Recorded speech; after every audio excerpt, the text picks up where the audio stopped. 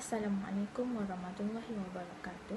Saya Cikgu Nur Nashrah Hanis binti Idris daripada Sekolah Berniban UTM Skudai.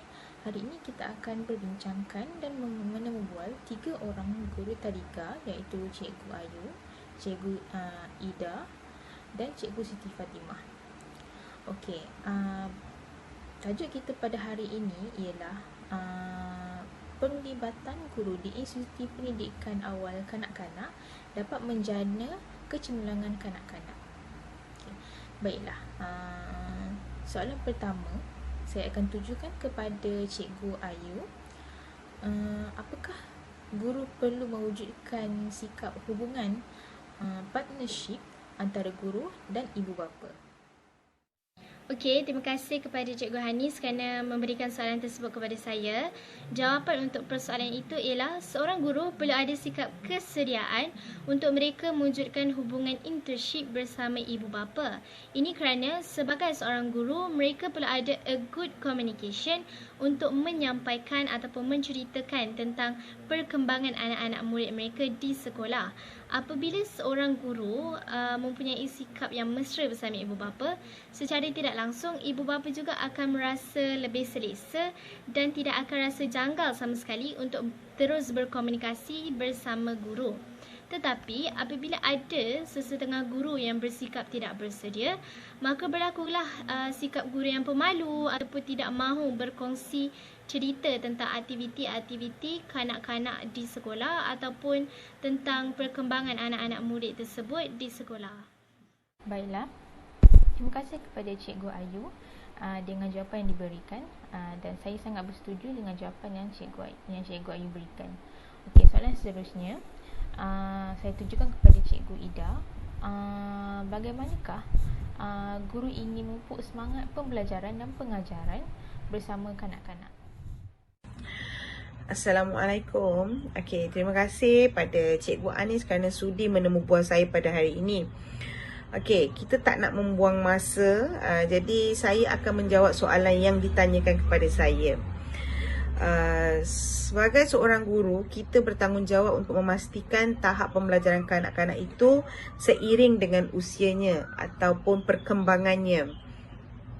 Apa yang perlu kita lakukan jika ada kanak-kanak yang kita perasan rendah kemahuannya untuk belajar? Kebiasaannya guru ni akan memberi motivasi atau kata semangat. Motivasi ni umpama pemangkin yang boleh menimbulkan atau menyemarakkan rasa keinginan, keberanian dan kesungguhan dalam diri kanak-kanak itu bagi mereka mencapai sesuatu matlamat. Malah ia adalah simulasi atau pembakar semangat akibat rangsangan atau kegairahan mereka dalam untuk mencapai sesuatu. Alasan atau tujuan yang kita sampaikan juga harus benar, kerana apabila kita menyampaikan kepada salah arah, kemungkinan motivasi belajar itu tidak akan bertahan lama. Mungkin mereka akan cepat rasa putus asa, rasa bosan. So semangat mereka akan Okey, baiklah Cikgu Ida. Soalan seterusnya, apakah cara yang paling berkesan untuk menjana kecemerlangan kanak-kanak pada bawah usia 6 tahun? Baik, sekarang untuk menjawab soalan yang seterusnya. Apakah cara yang paling berkesan untuk menjana kecemerlangan dalam diri kanak-kanak? Pada saya, cara yang paling berkesan untuk menjana kecemerlangan kanak-kanak ialah disiplin. Bila kita sebut tentang disiplin, pasti kita terfikir tentang ketegasan. Jadi disiplin tu ialah satu latihan pemikiran dan kelakuan supaya seorang individu atau kanak-kanak dapat mengawal diri dan patuh pada peraturan atau tata tertib. Jadi jika ianya melibatkan kanak-kanak, disiplin ni lebih kepada penekanan rutin belajar harian, rutin belajar harian dan juga tingkah laku kanak-kanak itu sendiri. Kanak-kanak yang berdisiplin adalah kanak-kanak yang bermotivasi tinggi. Seperti kata patah kita tahu di mana ada kemahuan, di situ ada jalan. Memilih untuk berdisiplin mereka pasti terpimpin. Kanak-kanak yang bermotivasi ini sentiasa mempunyai semangat juang dan inginkan persaingan. Sekiranya kita berada dalam zon selesa, tak ada persaingan, mana mungkin kita boleh menuju ke arah kecemerlangan. Jadi contoh kata semangat yang boleh kita sampaikan pada kanak-kanak ialah tentang Datuk Dr. Syekh Muzaffar yang boleh sampai ke angkasa. Ya, tak ada siapa boleh menduga kan. Jadi dengan berbekalkan disiplin diri yang tinggi, Datuk Dr. Syekh Muzaffar boleh sampai ke angkasa. Jadi itu saja yang boleh saya ulas daripada soalan-soalan yang ditanyakan oleh Cikgu Anis. Terima kasih. Terima kasih Cikgu Ida dengan jawapan dan informasi yang sangat padat diberikan. Baiklah, Cikgu Siti Fatimah, apakah cabaran yang guru hadapi bagi mendidik kanak-kanak prasekolah? Terima kasih Cikgu di atas soalan itu tadi. Okey, cabaran mendidik kanak-kanak prasekolah pada masa kini. Bagi saya, cabaran yang paling utama adalah pada masa kini, yakni tahun 2020. Kanak-kanak prasekolah terdiri pada kanak-kanak generasi alfa. Jadi seperti mana kita tahu, kanak-kanak generasi alfa daripada dalam kandungan lagi, mereka telah terdedah kepada pelbagai teknologi-teknologi terkini, di mana dunia kita semakin pesat, semakin pesat membangun dengan IT, teknologi-teknologi yang terkini. Jadi kita sebagai seorang pendidik, seperti mana kita tahu, kanak-kanak dia mudah suka explore.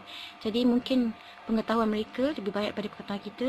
Jadi sebagai seorang pendidik, kita kena bersiap sedia dan sentiasa menuntut ilmu, yang mana kanak-kanak pada zaman sekarang, diorang terdedah kepada banyak sangat teknologi-teknologi canggih yang ada di luar sana, dan tak mustahil pengetahuan mereka tentang teknologi canggih tersebut lebih banyak daripada seorang guru. Jadi sebagai seorang guru, kita kena sentiasa update ilmu kita supaya apa-apa persoalan yang kanak-kanak lontarkan kepada kita, kita dapat jawab dengan sebaik mungkin. Okey, terima kasih Cikgu Fatimah. Okey, seterusnya, apakah pendapat Cikgu Siti Fatimah mengapa pendidikan awal kanak-kanak sangat penting? Untuk soalan yang kedua, untuk pada pendapat saya, mengapakah pendidikan awal kanak-kanak itu sangat penting?